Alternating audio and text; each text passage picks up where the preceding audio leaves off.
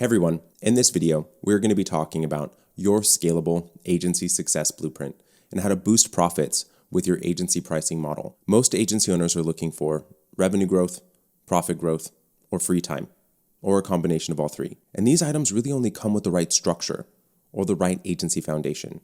And this is the difference between a traditional agency model versus a modern one. So let me define them both for you. A traditional agency has the belief system the client really is the prize, and that the agency really needs them. They're a full-service agency with bespoke services, an agency kind of built by accident around the client's needs. They are operating at an 8% net profit or even worse, kind of being in a place where they are in a race to the bottom. They're working long hours, working nights and weekends, and really work with anyone. They're a bit unfocused. A modern agency has truly mutually beneficial relationships where both the client and the agency both win. They're a specialized agency with productized services and have systems that generate results, allowing for more purposeful growth. They operate with a 25% net profit, and they are, realistically speaking, at the top 3% of agencies. They have the freedom to enjoy their lives and are ultimately really selective with the clients that they work with, being able to be highly sought after.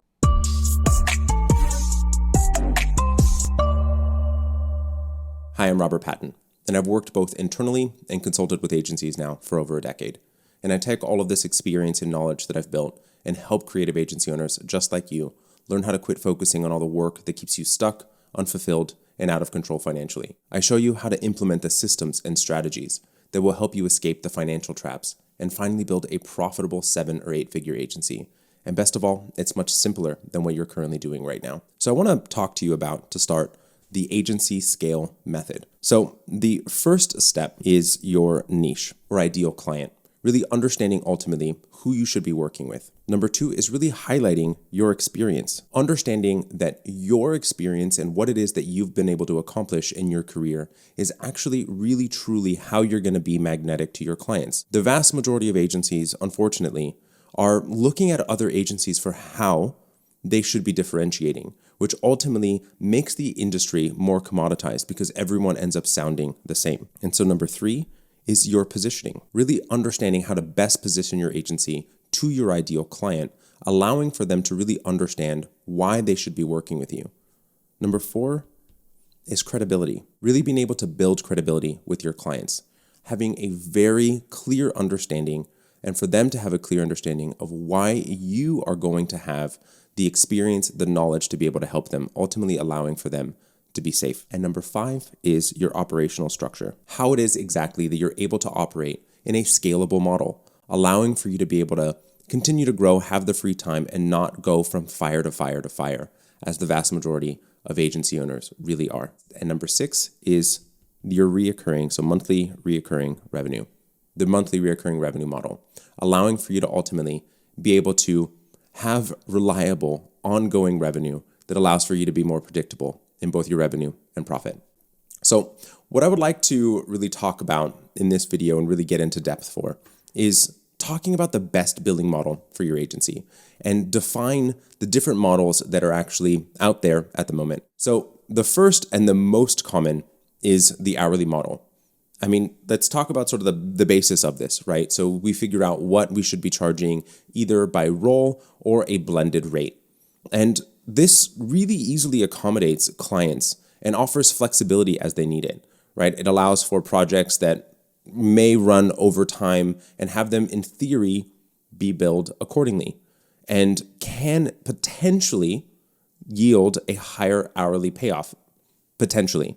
The vast majority of the case, this isn't true. Allows for an easy calculation of overall profitability per hour and can be a smart metric for you to be able to understand where you are spending your financial resources within the agency. And, the vast majority of agencies believe that this hourly model may seem the fastest and easiest way to ramp up operations. But realistically speaking, this model actually leads more often to burnout and a ton of risk. So when you look at the base model and the way that it functions in the first place is that in order for you to be able to increase revenue, you have to increase the number of hours that you have available. I think that this does a number of things. The first of which is actually de-incentivizing more effective and efficient operational process within your agency. It also does not have for you building that effectiveness and efficiency within your agency to really benefit from it. Because if you're doing the work faster, your client ultimately is billed less. The thing that is really the killer for me when I see this happen so incredibly often is that more often than not, you're writing off a ton of time because you believe that you can't bill that, you can't substantiate the amount of time that it took to accomplish the result or to deliver that end product to the client. And so I've seen agencies actually, unfortunately, writing off 70% of time. What I'd like for you to do, and feel free to go ahead and pause this video and then come back, but ultimately what I want you to do is actually look at your effective bill rate, or as I like to call it, your average hourly earning. Taking your revenue amount and dividing it by all hours for every single team member within the organization, the full-time equivalent number of employees. So you take that, the full-time equivalent number of employees, multiply it by 2,080 hours per year, and that's going to give you the total available hours, administrative, billable, the like, every single team member within the organization, and divide your revenue by that number. That is your truly effective rate. So you may believe that you have an hourly rate or blended rate that you are currently utilizing, but realistically speaking, that is not where you end up. And so I'd like for you to take a look where you are and the distinction and the disparity between the two.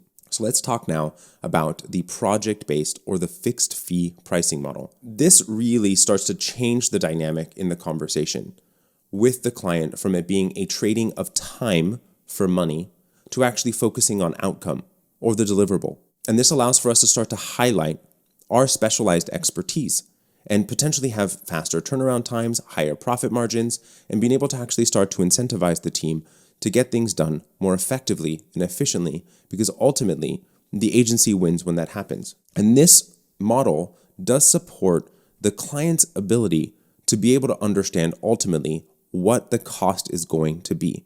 It creates a lot less of the variable nature to the project. This can, and I will talk about it a little bit more in a moment, this can translate, fixed fee can also be translated into a retainer-based model as well in future. This model is actually increasingly easier to scale because you actually have an understanding of the types of projects you're working on, the profitability that you have for each, and ultimately understanding that. There is some limitations to this because with a project-oriented model, you're always having to replace your revenue. So the downside to this model is that the more that your business grows, the more that you have to replace.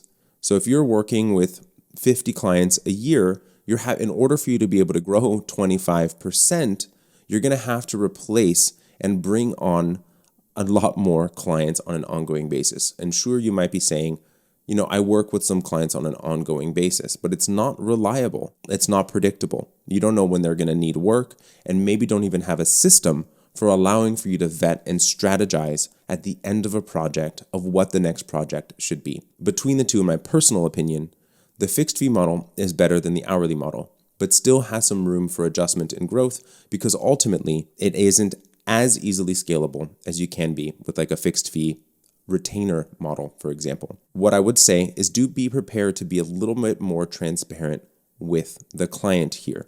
They're going to have a little bit more questions as to the timeline, as to the deliverables and the things that are included when you start to bill and pitch and bid on this type of model.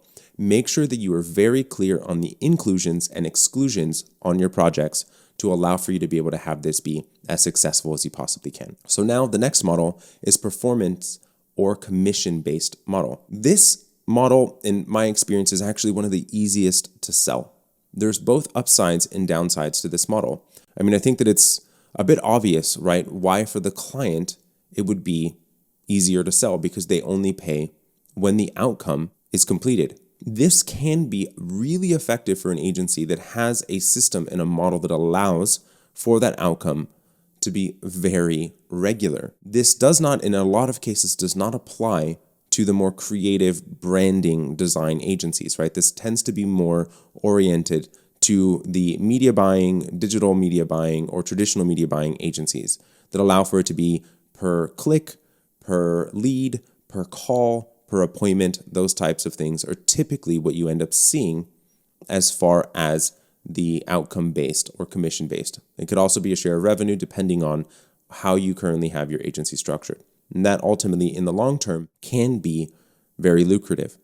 The thing that I want you to think about here is that there is a limitation to this, and you have to make sure that you're willing to bet on yourselves in this situation, and that you have enough revenue and enough cash flow to allow for you to have the lag in success from the work that you start.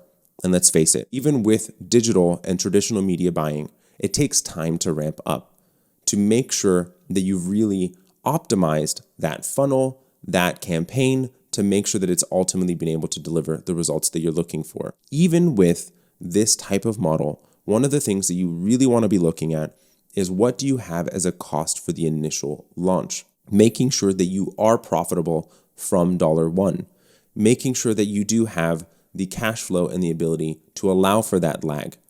This, as I mentioned, does allow for the clients to feel a lot more comfortable because essentially you have more skin in the game. The more larger, successful clients that you have, the more likely that you're going to be able to have this model work quite well. The next model is the value-based pricing model. So this is looking at the end outcome and basing it essentially on ROI, the time of value that the client is actually going to get. There's a huge amount of the essentially distinction, the amount of confidence that the client has in the result, the more of a price point ultimately that you can charge. And I've had experiences working with agencies that have been able to 3 times the amount of what they are billing, of how they're actually currently for the existing scope, and actually slightly less for the amount of things that were included in the scope, but allowing for this model to be extremely lucrative for them. But they did have to build in the way that they were positioning to the client to allow for the client to feel safe and confident that they were going to accomplish the result. The way that you want to think about this model is actually looking at the way and what results you're actually getting for clients. More often than not, what I end up hearing from the vast majority of agency owners is that, hey, Robert, I don't actually have the metrics that are needed in order for me to be able to evaluate this model. So there's 2 things that you would want to do here in a preparation for transitioning to a value-based pricing model. First, you are going to need those numbers to have an understanding. What types of results and outcomes are you getting for your clients? Really having a clear understanding of what that looks like for them. How much revenue was able to be generated? What is the lifetime value of a client after that branding project? What does it look like from the amount of followers to engagement that they're getting? How much sales leads are they getting out of the work that you're doing with them? And what does that translate to from a revenue perspective?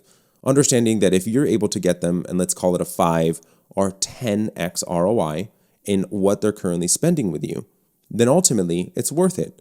And so when you're actually selling to them, you actually communicate it essentially in this way. You have a conversation with them with all we have to do is do X, Y, Z in order for you to be able to have a 5, 10, 20x ROI on the work that we do. And quite frankly, if you were to present to me that if I give you $1 and you're going to give me back 10, my response is, how do I give you 100,000 so you can give me back $1 million? So the final and essentially one of my preferable models, my preference to be quite frank, the retainer model. It allows for you to have the most predictive revenue possible. The way that you want to think about this and the distinction in a lot of agencies, the way that they look at the retainer model is a bucket of hours, and I'm not talking about that. And there's 2 ways essentially that this model works, but let me talk about overarching how this functions and provides for some more benefit to the agency. It allows for your revenue to be really predictable, your profitability to be very predictable. And sort of the first area of benchmark that I'm looking for when working with an agency that has started to work with me is actually getting their retainer revenue to a place where it covers at a minimum their full extent of operational costs, allowing for them to know that no matter what, they are profitable paying themselves, that they know where they are with a stable amount of revenue. Project revenue typically still has some aspect of a percentage of revenue for the vast majority of agencies, and that's not a problem. But you want to have a great foundation of your agency in this model that allows for you to have reliable revenue that allows for you to continue to be profitable. It allows for you to be able to predict out your revenue forecasts, your profitability forecasts, really being able to improve your capacity planning for your team, being able to be more structured and forward thinking and how you're actually actively working, being able to be more proactively strategize with your clients, thinking about the things that you can be doing in future. So let's talk about the two models of the retainer model. And actually there's a third that's nuanced and typically does not apply for most, and I'll hit it for a moment. The first of which is a very deliverable-oriented retainer model. Every month we deliver XYZ. The second, for the vast majority of design, and why retainers tend to not be sold for a lot of creative and design agencies, is how do you translate the ever-changing new things that clients need for marketing collateral, sales collateral, design elements that they need on an ongoing basis. And it changes every month. It's not a set number of deliverables. What I would suggest that you do and what you look at is how you can have the conversation with the client and actually strategize. So what you would do is every month, every quarter, however frequently and how, depending on the industry that you're serving, you would have a strategy meeting. So you have a base retainer as to how it is that you're currently working with them. And what you would do is on a quarterly or monthly basis, you go over their primary focuses, what they're looking to accomplish, and you let them know. You end up turning essentially your retainer into that fixed model. So you're able to layer on your fixed pricing model, value-based pricing model, into a reoccurring model, allowing for you to have the most amount of profitability, predictability in revenue, and allowing for your clients to understand the value in the work that you're producing for them. Really phenomenal trifecta of how you can actually have this work. And the third model is essentially a points-based system. So if you have a varied number of things that you're producing, that you're able to actually translate the retainer into a number of points or credits. And for each type of deliverable that the client is actually needing, they would have a reduction in those number of points or credits. This is also a fairly new way of actually working within the retainer model, but effective, but only for certain types of agencies. What I would suggest to you at this point is take a look at where you currently are. Look at how profitable you currently are, understanding where you want to go and who you are currently working with. As I mentioned, the best sort of trifecta between them is utilizing the retainer model with project-oriented deliverables, not hourly, with a value-based pricing methodology as the base for it. Having value-based conversations with your clients, having scalable, reliable revenue on a monthly basis, allowing for profitability, and knowing exactly what's to be included with that retainer and not, the inclusions and exclusions on either a monthly or quarterly basis. This really is, and I have seen this time and time again, to be the most profitable, reliable model for agencies to be able to grow and scale. If you have any questions, do feel free to reach out to us. Do join our Creative Agency Clique on Facebook. We are there and help support agency owners every single day with live trainings every single week, as well as answering questions within the discussion board. If you have any questions about how any of these models will work directly with your agency, your service, and your ideal client, please do reach out. We're absolutely